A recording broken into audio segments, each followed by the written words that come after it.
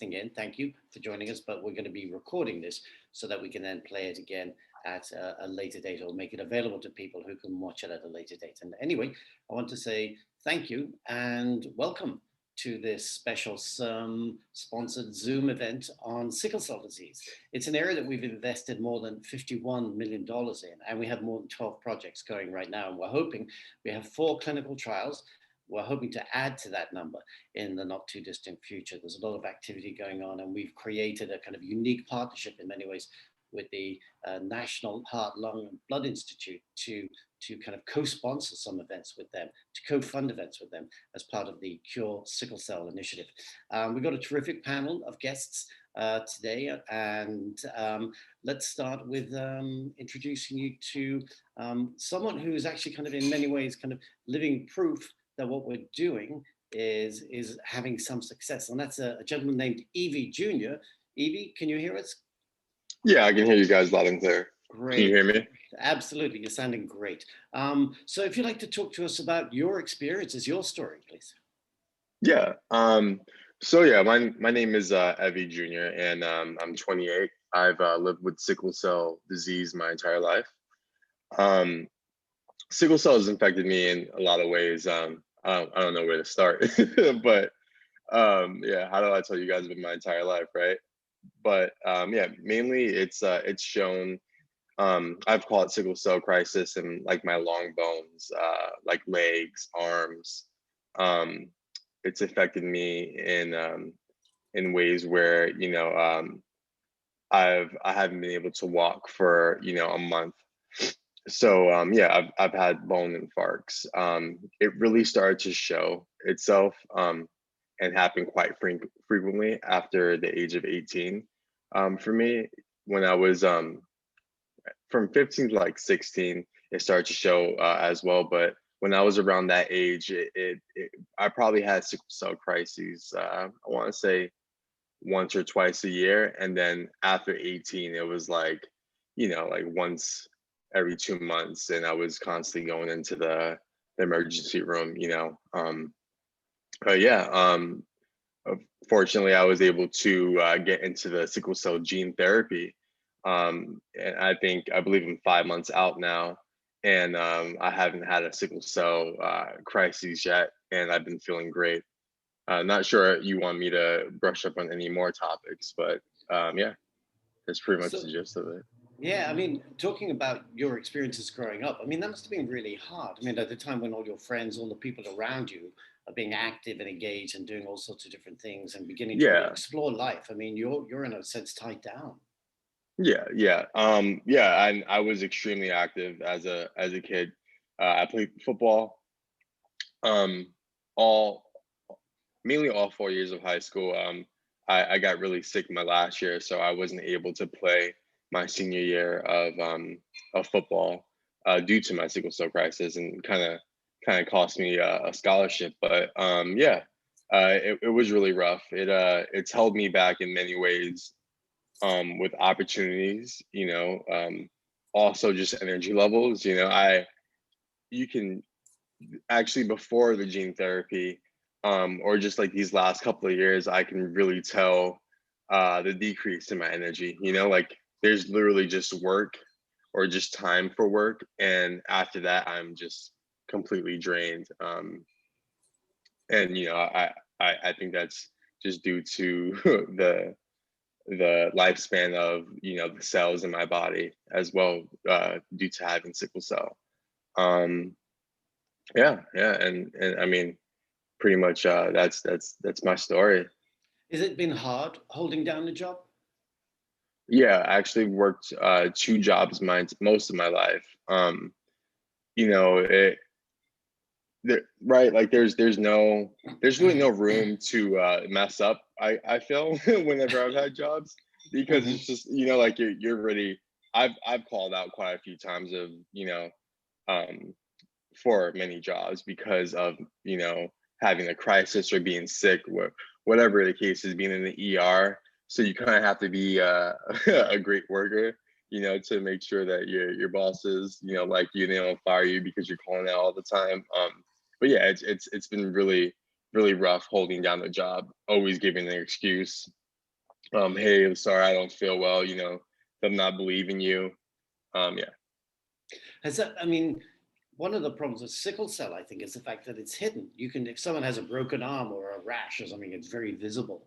With sickle Yeah. cell, there's no visible sign. I mean, you could look, you do. I've seen pictures of you. You look really healthy and young and energetic. And I'm sure if your boss is seeing you kind of calling in sick or calling in from a hospital, that they'd probably begin to get suspicious, wouldn't they? Yeah, of course. Yeah, and that's literally what would happen. I would call, let them know that I'm not feeling well, and I would kind of get these questions, like, oh well, do you think you come in for an hour or two? And that's just people not knowing, knowing about the disease that much, not knowing that I literally could not walk at the moment, and I'm calling in even though I'm like in immense like extreme pain, Yeah, I was uh thinking your idea of not feeling well is probably dramatically different than mine, where I've got a headache and I take some ibuprofen and say, "Yeah, well, I'll yeah. manage. Don't worry, I'll be brave and get through it." And yours is something completely different. Yeah, exactly. So, it's extremely different, right? Like whenever they would ask me when I would go to the ERs, like, oh, like what's your pain on a scale of 1 to 10? Like I'm like, oh, it's a 7. I'm crying, but it's a 7 because I've had both bone infarcts in both legs, and Right. pretty much essentially the legs are broken, right? Like the bone is decaying. So I've felt like that's like some pain I've never want to experience in my life, but that's felt like that's like on my top tier, right? That's been a 10 for me. But yeah, it's just there's a lot of things people don't know about sickle cell, so I'm happy to dive uh, deep dive, into my experience. Yeah. Yeah. Any other questions? So when you went to the emergency room, I mean, what kind of treatment do you get? Because I've heard from some other patients who just talk about you're almost treated like a drug seeker rather than someone who's knowledgeable about the condition and knows exactly what it is they need. Yeah. Yeah. Like I've been asked questions like, what do they normally do for you? Um, they're like, hey, like what do they normally, how do they normally treat like, your sickle cell? I'm just like pain management and hydration, through IV fluids. Mhm. But yeah, like if you let them know, like I remember once I was in the ER, for almost I want to say close to 2 hours, just pain not managed, with both those bone infarcts in my legs. And they were asking me, all these demographic questions, health insurance questions, and Yeah. like I'm literally in tears, and I'm asking them to give me something for pain. And yeah, they kind of look at you like, hey, like is this person like here, seeking drugs? I'm like, no, like I'm in a lot of pain. And like I was like living in Oregon at the time, and the Black population there, and I'm pretty sure the sickle cell population there is extremely low. So they're Mhm. not, they're not informed well. So yeah, I've definitely gotten those questions or those looks like you're probably here for just medication. You want drugs.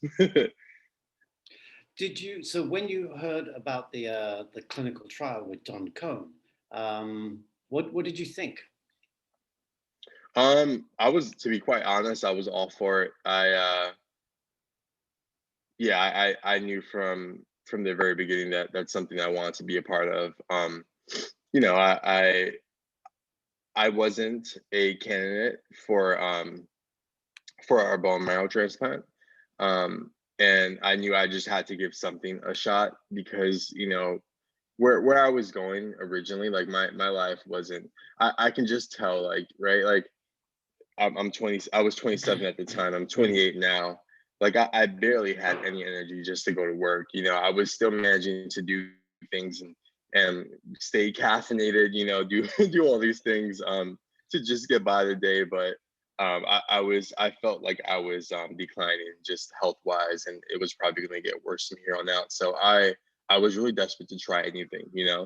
Um, so yeah, I knew I had to try any study I can get into.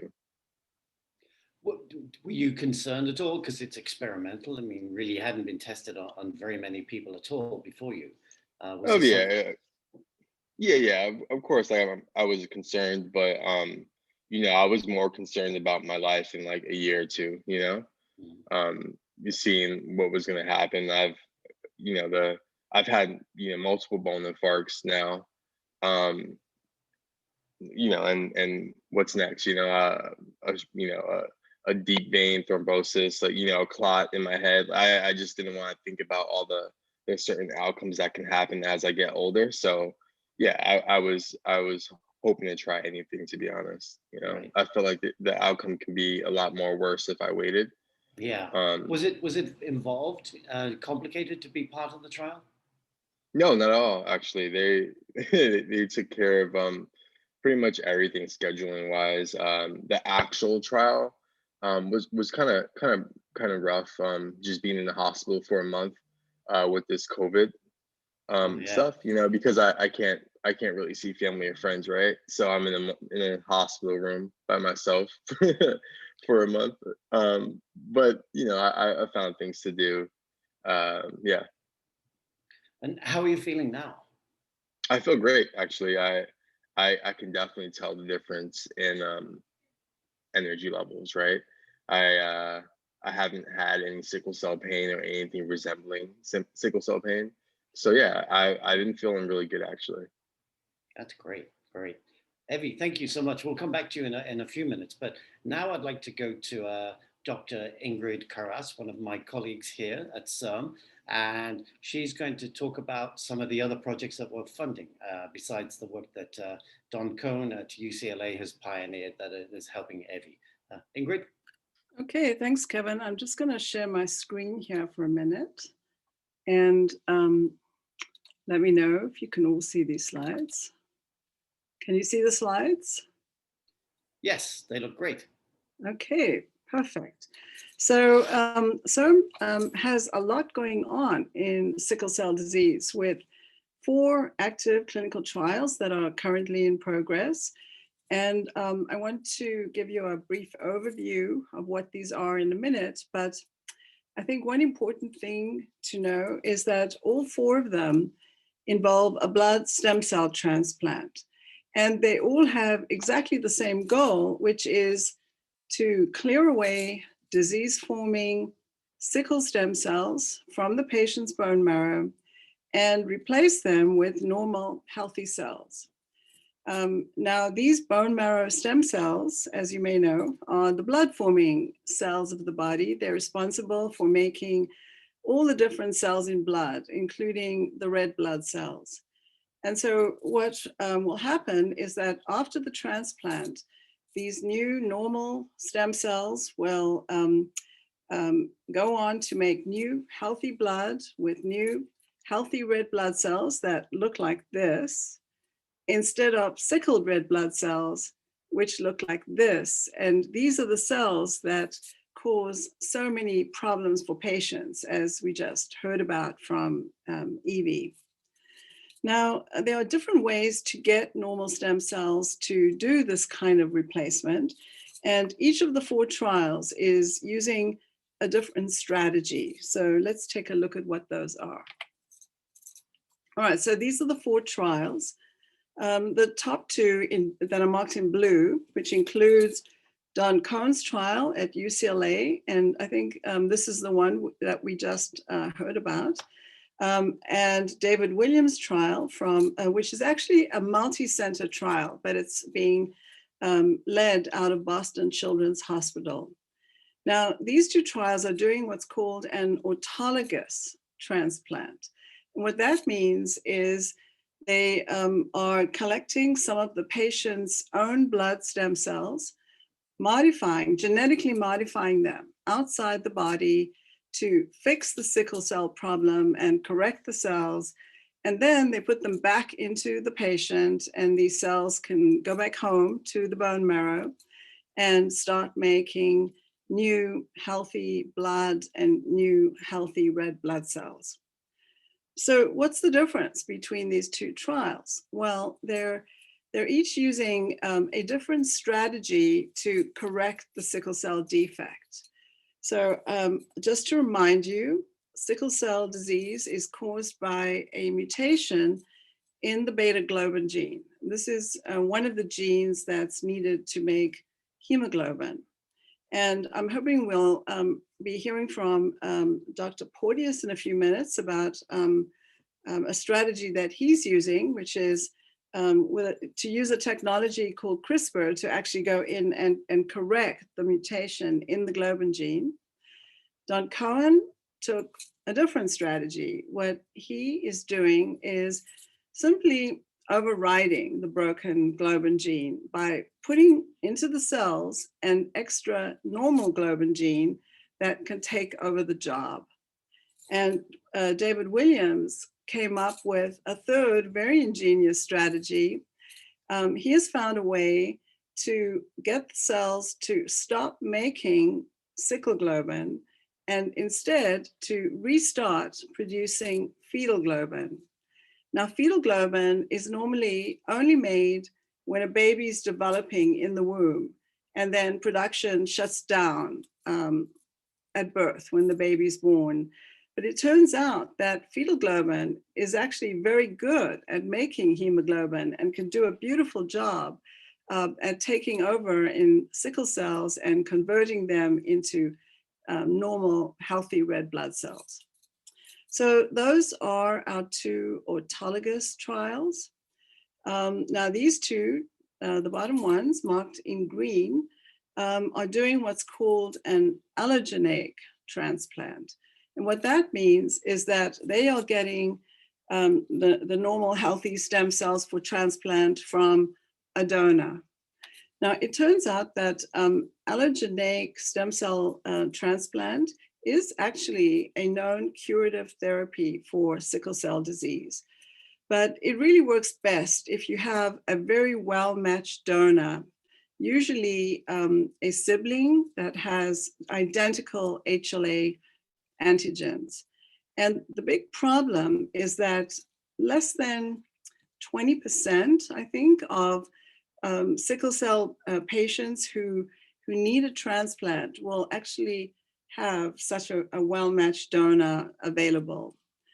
And so what these two trials are doing is trying to come up with ways of making a curative allogeneic stem cell transplant available to many, many more patients. So how are they doing this? Well, one way is to think about using a different source of stem cells, in this case from umbilical cord blood, and that's what XL-Thera is doing. So let's take a look at the XL-Thera trial. So it turns out that umbilical cord blood, this is from a normal healthy birth, it turns out to be a good alternative source of blood stem cells.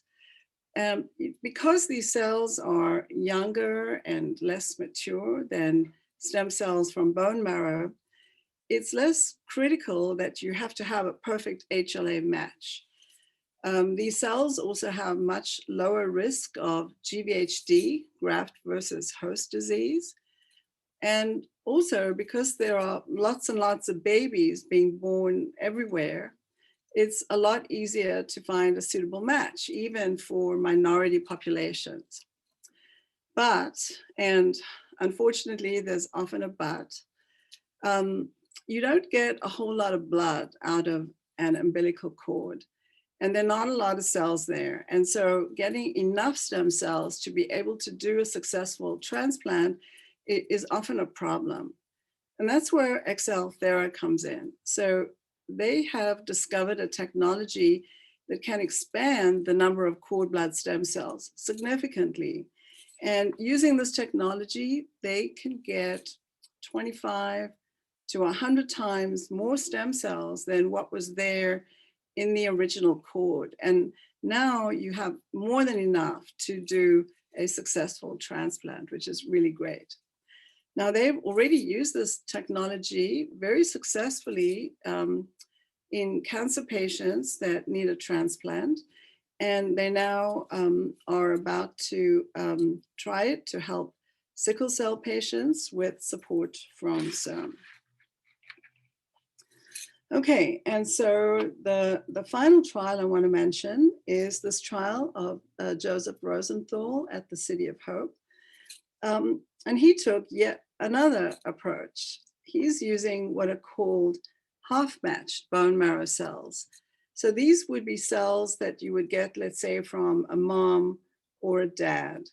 And the way he's able to make this work is that he's teaching the patient's immune system to become tolerant to the cells so that they won't reject them.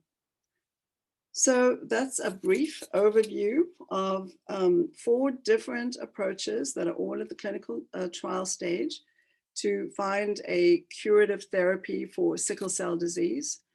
And we are very hopeful that one or more of these is going to be successful. Oh, and I should probably just mention that all of these trials, except for the Williams trial, are at the phase 1 stage. The Williams trial has already shown very encouraging and exciting preliminary safety and efficacy in a phase 1, an earlier phase 1 trial. And it's now at a phase 2 stage to extend and confirm those very encouraging results. And with that, I'm going to stop share and hand back to you, Kevin. Great. Ingrid, thank you for that overview. With the Williams trial, what kind of results were we seeing? I mean, and what kind of patient population were we looking at here? Are they adults or children? These are not very, very young children. They're probably adolescent and young adults.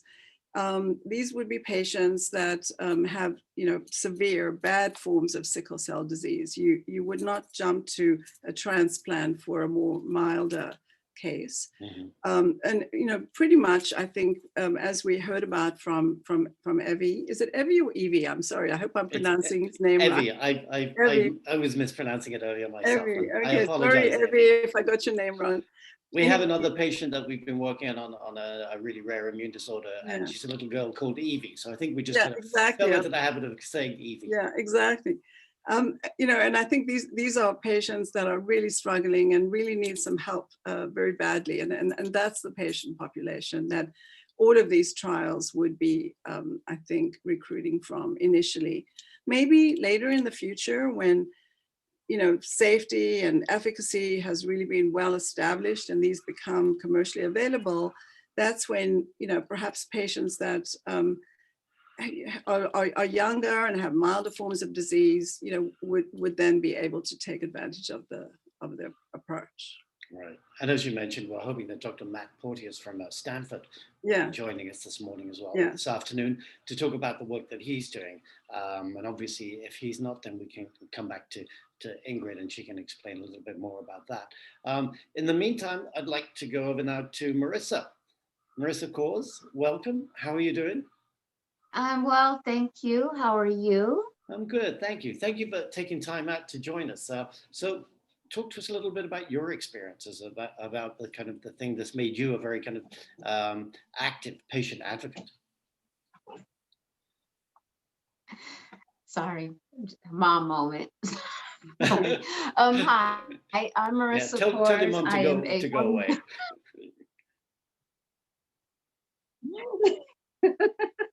It's one of those days in the Belcourt Shapiro house. I'm sorry. Hi, my name is Marissa Kors. I am a 43-year-old 5th generation sickle cell patient here in Los Angeles.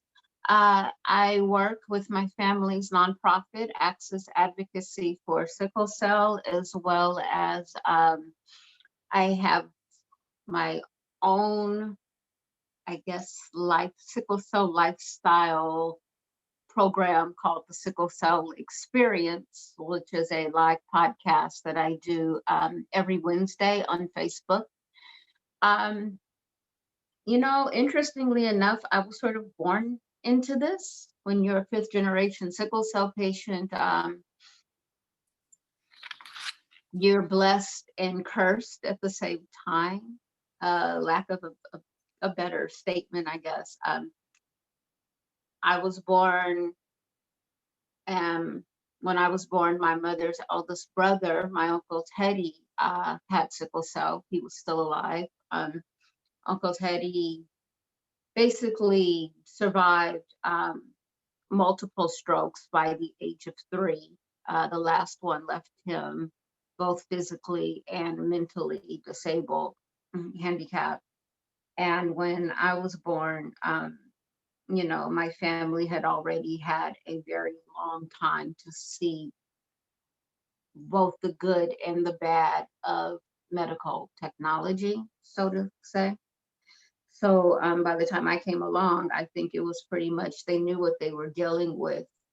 They had an idea of what could be done for me, provided that technology and education and all of that started to, I say, catch up to each other. And unfortunately, they also had a very, very clear understanding of what could happen when medicine or hospitals and doctors make a mistake. So when I came along, it was like, you're going to have a better life than all the people that came before you, and you definitely are going to do better. We're going to do better by you than we did by Uncle Teddy, because we now know what, bad things can happen. And I kind of didn't have a choice but to speak up and speak out and take hold of my medical life, my health life, And when you're a child, it's very separate. Like everything's very compartmentalized. So there's school and there's home and there's family. And then one day you wake up at 3 o'clock in the morning and your body is just in this enormous amount of pain. And now you have to switch over and now you're in hospital mode, right? And what happens there? Now all of a sudden you're no longer a child, but you're kind of like this little mini adult that's directing people. This is what's wrong with me. My name's Marissa Kors. I have sickle cell SS.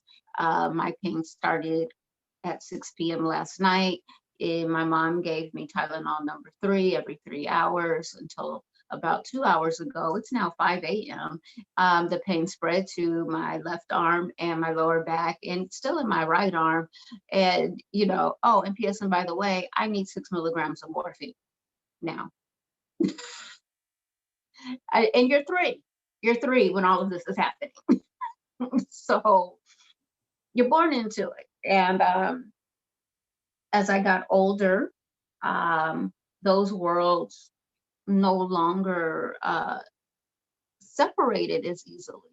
It was no longer as simple as I left the hospital, therefore I don't have to think about sickle cell anymore. It was no longer as simple as, okay, I'm in crisis. I could put my home life on pause and go take care of this. No, now I had university, I had school, I had friends whose lives were not being controlled by their parents, all trying to figure out, like, what's wrong with her? Is she a flake? Is she lazy? Is she just someone that can't be depended upon? Like, what's going on? And I had to figure out how to bring it all together. Enter CIRM. You all came along at a time, I guess, in my life where I was in a cancer center 3 to 5 days a week, 6 to 10 hours a day. And I did that for roughly 6 years. In total, it was about 8. So it's a little thing I like to call my 30s in the cancer center. And my mother, of course, being who she is, was always reading, always looking, always keeping her eyes open, even in her sleep, for the next cure, the next big research thing on the horizon. And she heard about Dr. Combs' research at UCLA, only to be told that her child was not cure worthy. Now, when I say that, people get offended for me. I was never really offended by that. It's like, you're not cure worthy. Okay, cool. What does that mean? It simply means that my body had too much damage. I was too old and to undergo certain trials and procedures. That was roughly, I want to say 5 years ago, maybe a little bit longer. Things have changed since then. I've been told that I'm now a little bit more cure worthy, but not much more, but that's okay. But what it did do was it put me in a mind space that if I'm not going to be cure worthy or considered so by the people that have dedicated their lives supposedly to saving and helping mine, then what was I going to do to keep myself in the best position so that when the next thing came along that maybe was not so evasive or not so complicated, whatever that is, that I would be eligible to do that. And so here I am, walking and exercising and doing yoga. I take Indari, I take Oxbryta, I take hydroxyurea. I like to call it my sickle cell cocktail. It rhymes, sickle cell cocktail. Okay.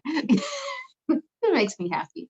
I stay hydrated. I actually trained myself to be hydrated because I learned that what I thought hydrated was, yeah, that was all wrong. And I really started sharing just my life experiences with others because as odd as it may sound, I did not realize that my experiences were as unique as they are. So I am also the survivor of 3 unknown infections, a hemoglobin of 1, a wonderful thing called ubiquitous mold in my port, and a slew of other complications. So I started sharing all of that, and here we are. Not cure worthy. That seems like a really kind of callous way of dismissing someone. It's almost like saying, yeah, we can't help you. Do you think, or have you been told that since then, that as the science evolves, they're getting better at being able to be more inclusive about who they can help? And maybe because some of these are phase 1 clinical trials where they work with a very small subset of patients, that as they expand into maybe phase 2 and others, that you would be eligible for one of these treatments? Yes. So, and not cure worthy, yes, it is a rather sort of directed and callous way of saying things, but I've learned that scientists and researchers have their own little language and not to take things so personally. So that's one. But, but 2, I also think that as social media becomes, just more and more like everyday life, and it's kind of like, how can it become more integrated than it already is? Oh, it is becoming more and more integrated. The sickle cell community is also coming out of the woodwork, and we are uniting, and we're, our numbers are growing. So before, the first thing after I would hear, you're not cure worthy, the next thing I would hear is, we don't know where to find patients. It's like, what do you mean? You don't know where to find them? We're right here. And so now I think that because the patient pool has grown and scientists and researchers have more access to patients, it gives them more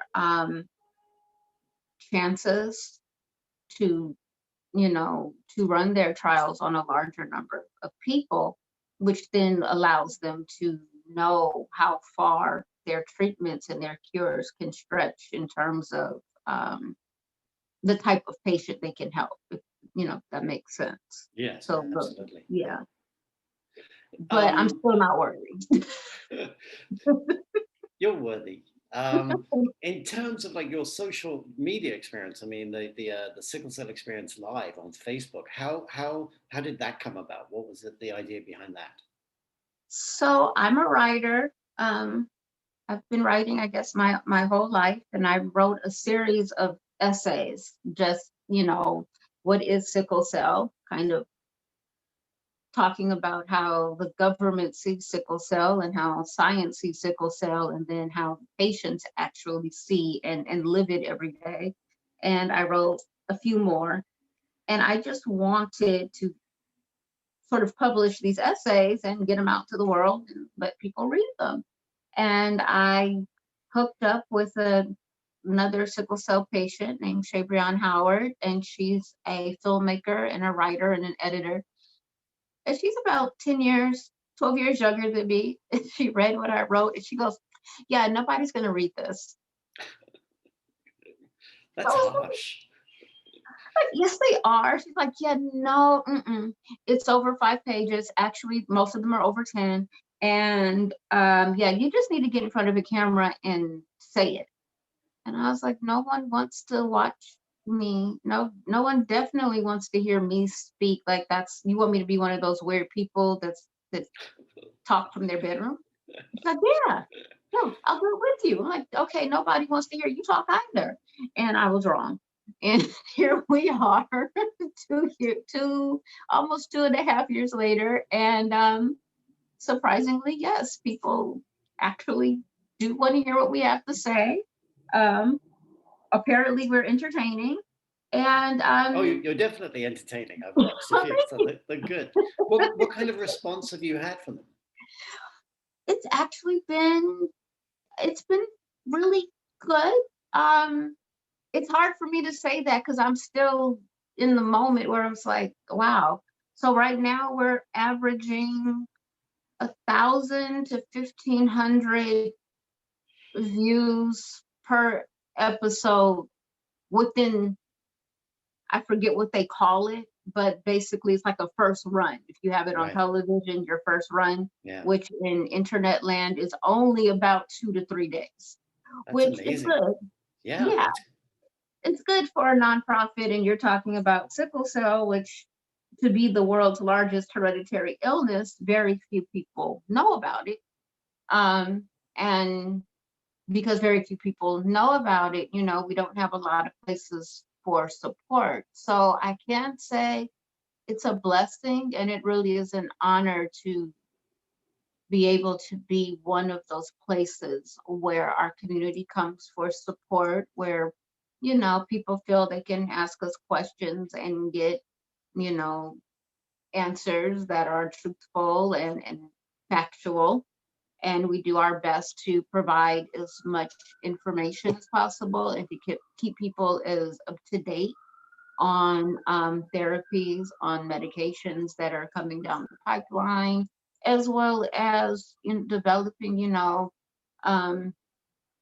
just a daily life improvements, simple things that we were told all our life we can't do.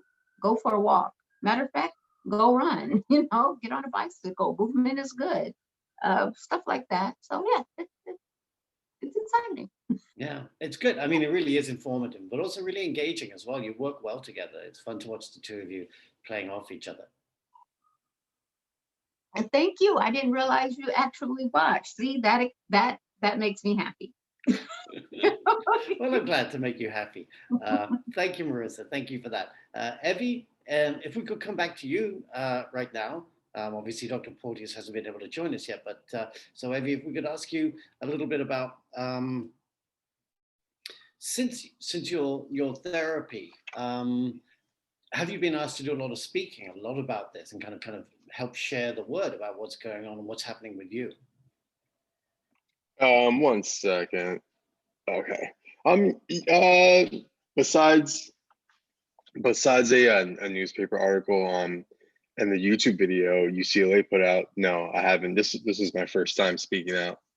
That's surprising. I would have thought that a lot of people would be interested in hearing about your story. I mean, it's been a disease that people have talked about we should be able to fix for a long time because it's a single gene, and yet we haven't. And yet here we're seeing success. I mean, I would have been. I'm surprised that you haven't been asked to do more. Is it something you'd feel comfortable doing? Yeah, for sure. It's like for so long I've actually no one in my family has sickle cell disease, right? So I guess I haven't really been around the community of people who are so dedicated to curing this disease or who know about it. Mm-hmm. It's kind of been me like handling it my own way and taking it on by myself. So it's really it warms my heart to know a lot of people know about this now, and it's becoming about to become curable. Stay positive. Kevin, can I ask Evie a question? Of course. Evie, how did you find out about Don Cohen's gene therapy trial, and was it difficult to make the decision to actually be part of it? Yeah, so I found out from my my PCP, my doctor at the time, Mm-hmm. and we actually found out I wasn't a candidate for the stem cell transplant. So sorry, the bone marrow transplant. So yeah, I ended up she actually did the research and found out other trials that were around for me, and this is what we can find. And California seemed like the best place to move, living in Portland at the time, right? Since it's just down the coast. So yeah. And then what was the other question? I'm sorry. And was it difficult to make the decision to be in a clinical trial? Personally, no. It wasn't. I again, just bringing back to like what's next, right? Like I knew I just had to give something a shot, and I've been fighting this disease by myself for a really long time now. So I kind of looked at it like, look, I just need to give something a chance because I'm kind of at I'm kind of at my last resort. And then also, thinking about all the people I can possibly be helping if this does work, really, really encouraging me to go forward with it. Evie, about a year or so ago, I was at an event where there was a young woman there who had been cured of sickle cell. And she said it really, in some ways, kind of was a strain on her life because that had been her identity all her life, and her identity and relationship with her family and everything like that. And when she suddenly didn't have this anymore, it was really difficult making the adjustment from being someone with a condition to someone who's thinking they could lead a normal, healthy life. Have you had any of that kind of anxiety? Not yet. I've never. I want to say like I've always lived my life knowing that sickle cell was, was something that kind of held me back, but also I didn't let it become a big factor in everything I did. If I kind of just, like if it happened, it happened. Like if anything I was doing, if I was applying for a new job and I was on a probation period, where you can't call out for 3 months. If it happened where like I've had a sickle cell crisis in between that time, I kind of just, I didn't stress about it. Yeah, it's stressful not being able to pay your bills or if you got fired from the job, but I just I did the best I can. I didn't let it become I didn't let it take over 100% of who I am, right? Like I still attacked everything I went for with 100% force, I guess. That answers your question. Yeah, very much so. And now, what are your hopes for the future? I definitely want to be someone who helps people. If I've been given this chance, so I would definitely like to give others a chance, and just help people in any way I possibly can. If I continue to go forward in this is looking very positive. Hopefully I can join the fire department. I'm an EMT right now, so I'm in the medical field. And having sickle cell has just helped me have empathy towards other patients, and just giving me a little more knowledge, and background, besides what it's like to have a disease. So yeah, just help people. I think Dr. Junior would be a better choice for you. So we'll look forward to that. Yeah. Right? Yes, Great. definitely so. Ingrid, if we could come back to you, it doesn't look as though Dr. Porteous is going to be able to join us. Can you talk a little bit about the work that he's doing, which is quite different in some ways than some of the other work we're funding, right? Yeah, what Dr. Porteous is doing is using a fairly new technology called Crispr, and it's been in the news a lot. So, maybe some of you have heard of it. In fact, the two scientists who discovered it were awarded the Nobel Prize last year. So Two women. That's right. Yeah, really good. And what CRISPR lets you do is something that scientists weren't able to do before, which is, to sort of zoom into a living cell, find the exact gene they're looking for, in this case, the beta globin gene, the one that has the problem mutation, zoom into the exact spot on the gene where this little mutation is and fix it in a very, very sort of precise, exact way. And that's a technology that, was never available to scientists until this came along. And, because it's new, it started out really being used mainly in the lab, by people doing research. But Dr. Porteous is one of the first people to take the step of moving it into an actual clinical procedure. And he was actually supported by CIRM to do all the very, very extensive safety testing that you need to do to be able to take it out of a research lab and move it into a clinical setting. And he's just getting ready now to start to do the first, the beginning of his trial. And that was with support from CIRM. Yeah, I know that he was just approved. The FDA recently gave them the green light to do that. That's right. Yeah, which is very exciting because, there aren't a lot of people who've been able to take CRISPR technology that far yet. So I think everyone is very excited, and, it has the potential to revolutionize, how scientists are going to sort of approach this kind of issue, this kind of problem.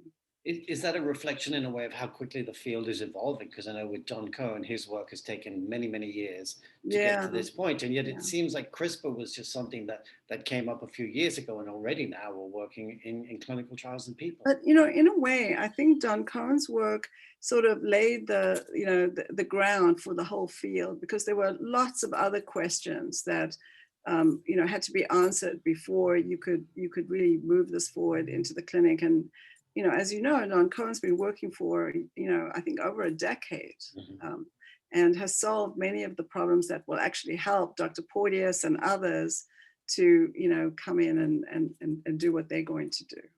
I want to go back to the Dr. Williams trial, the one at Boston Children's Hospital, which is like the notion that you would restart a process that stopped in childhood. Are there any concerns about that you're kind of opening something up that we have, our bodies have stopped using that method? I suppose there could always be problems, but there's actually, there is data suggesting that in this case, it's not going to be a problem, it's going to be helpful. And that is, sometimes when the cells shut down the fetal globin, they don't do it 100%. And sometimes, in some people it's 80% or 90%. And there's still a little bit of the fetal globin that is coming through and being made. And what has been seen is patients who, like sickle cell patients or patients who have other problems with globin, if they have some of this fetal globin there, their disease is much less severe. So that was the first clue that if you have fetal globin, it's actually helpful. And if you can get the cells to make even more, you can actually overcome the problem completely. And I think the initial data coming out of Williams's trial is really, really exciting, and is really looking as though he's going to be able to cure the problem in patients. That's exciting. I know this is one of those projects that we're actually collaborating with the National Heart, Lung, Blood Institute on funding for as part of the Sickle Cell Initiative, Cure Sickle Cell Initiative. So we're really hopeful that that's going to pay off. And obviously, the more, and we have this idea at CIRM, which is like we fund many different methods of tackling the same problem, because it's that idea of shots on goal. The more shots on goal you have, the more likely you are to score. And so hopefully one or more of these will prove successful, as we've already seen with Evie. I'd like to end, if we could, with Marissa. Your experience is quite different. So how do you stay positive, and what do you say to other people who are in the same situation as you, who've been told, well, you don't quite qualify for any of the trials right now? Well, I mean, first of all, I think the one thing to understand is that it's easier to continue life with, I think, the illness, because you don't know anything else. You know, so when you said about the girl and her adjustment, and like how it's sort of an identity, there in a way it very much is. Even if you don't go around telling people every day, I have sickle cell, I'm a sickle cell patient, whatever, it is still something that from the moment you were born, right, instinctively, you dealt with. And then from the moment that you could speak and communicate, you have been taught how to teach other people how to care for you. So it's always something that's in the back of your head, no matter what you're doing. It's just there, you know. You're always having to put forth those 2, 3, 4, 5 different plans in place, just in case, you know, you go into crisis, just in case something happens. So when they told me I was not cure worthy, it wasn't like a huge, you know, big thing.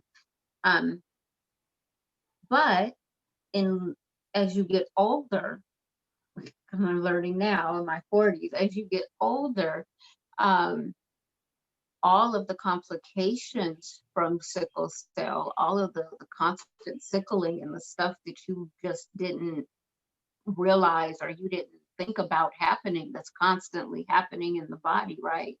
All of that damage, you're now beginning to feel. You know, the exhaustion, you're now getting there. The bone aches, the hip replacements, or the need for, all of that is coming to the surface. And basically, it's a combination of medication and lifestyle.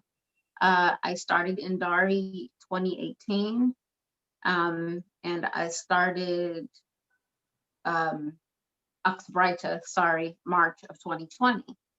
And then I've been on hydroxyurea since 1998, about 98, 97, whenever it got approved. My mother was like, you're taking it. I was like, okay. So a combination of those three, including staying hydrated and, of course, eating properly. I cut down immensely on the sugar, on salt, fried foods. Not having a gallbladder helped with that, no fried food.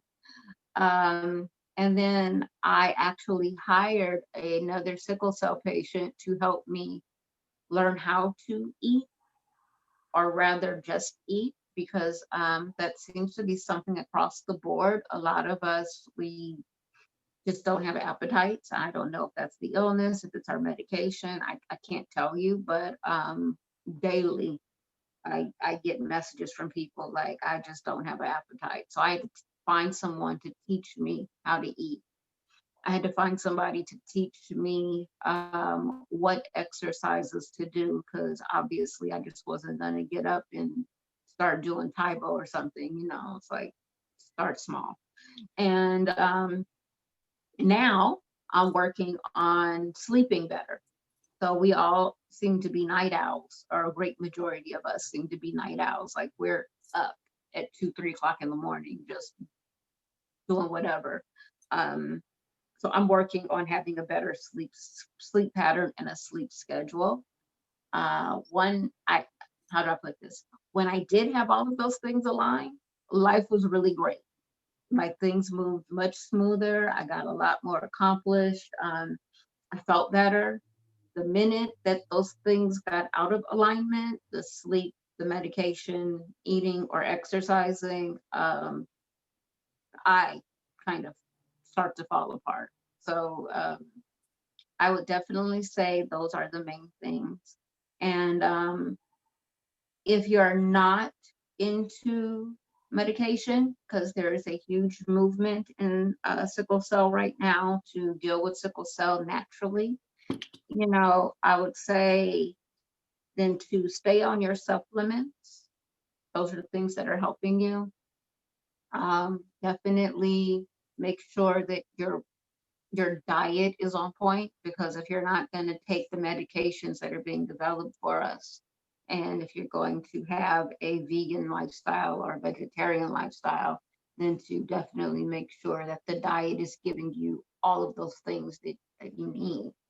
Other than that, good attitude. You gotta be positive. You gotta, wake up in the morning and be determined to have a great day and be determined to get stuff done and accept the fact that sickle cell is the great disruptor, and sometimes there's stuff that's just out of your control, and all you can do is manage the fallout and wake up the next day and start all over again. Great. Marissa, thank you so much for that. Thank you for joining us and sharing your experiences with us. And I look forward to seeing you on the Sickle Cell Experience live again very soon. Evie, thank you so much again for coming and telling us your story and giving us a sense of like how everything is progressing, and hopefully in a kind of a really encouraging direction. And Dr. Ingrid Karas, thanks for your knowledge and expertise. And I'd also like to thank Doug and Trisha for the technical knowledge and helping get this on the air, because otherwise none of this would have happened. I'd like to remind you that this is being recorded and we'll be posting it on our CIRM YouTube channel, probably later this afternoon or tomorrow. So you can then share that with anyone who wasn't able to watch it, and they can see it at their own leisure. And thank you again for joining us. And with that, I'll say goodbye. Bye-bye. Thank you. Bye.